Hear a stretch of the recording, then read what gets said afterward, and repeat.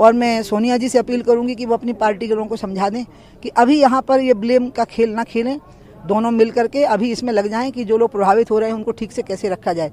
अब आ रही है तीसरी बात कि ये हुआ क्यों है में एक्सपर्ट आ गए हैं, पीएमओ के एक्सपर्ट आ गए हैं, पर्यावरण के एक्सपर्ट आ गए हैं, जल संसाधन के एक्सपर्ट आ गए हैं, वो एक निष्कर्ष पे आएंगे। लेकिन मुझे एनटीपीसी के बारे में बताना चाहती हूँ कि मैंने खुद इस प्रोजेक्ट के खिलाफ एफिडेविट दिया है सुप्रीम कोर्ट में, वो दिया है 2017 में, जिस पर पर्यावरण मंत्रालय और ऊर्जा मंत्रालय ने सहमति नहीं दी, क्योंकि उन दोनों मंत्रालयों की सहमति चाहिए थी। मैंने कहा था ये प्रोजेक्ट इर्रिवर्सिबल लॉस है, अपूरणीय क्षति है, इसको रोक दीजिए।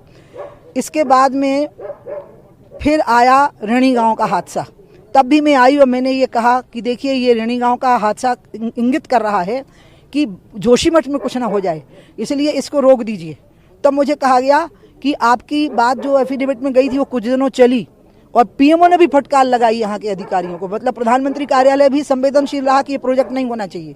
और पीएमओ के मिनट्स ऑफ मीटिंग है जिसमें उन्होंने फटकार लगाई कि तुम लोग क्यों पागल हुए जा रहे हो इस प्रकार से, क्यों गंगा को क्यों नहीं बचने देना चाहते हो। तब जोशीमठ के संकट की बात नहीं थी। उसके बावजूद एक नई एक्सपर्ट कमेटी आ गई और उसने कह दिया कि 50% तक जो प्रोजेक्ट बन चुके हैं उनको कंप्लीट होने दो, तो उसमें ये प्रोजेक्ट आ गया। और जब उसमें ये प्रोजेक्ट आ गया तो अब ये जो स्थिति बनी है उसमें उस प्रोजेक्ट की कितनी भूमिका है ये एक्सपर्ट के बोले बगैर मैं नहीं बोलूँगी, जब तक वो नहीं बोलेंगे तब तक नहीं बोलूँगी। और मैं मीडिया जनों से बहुत अभिनंदन करूँगी कि आप इस बहस को चलाए रखिए, इस बहस को चलाए रखिए प्लीज़, कि विकास और विनाश ये दोनों साथ नहीं चलेंगे, विकास और आस्था ये दोनों साथ चलेंगे, विकास और मानव जीवन ये दोनों साथ चलेंगे, विकास और पर्यावरण और प्रकृति ये दोनों साथ चलेंगे, लेकिन विकास और विनाश साथ नहीं चलेंगे। आप चलने दीजिए इस डिबेट को पूरी मीडिया पर। आपको मानना है कि जोशीमठ खतरे में है? जोशीमठ पर बहुत खतरे आए हैं और जोशीमठ सब खतरों को पार किया, इसको भी पार करेगा।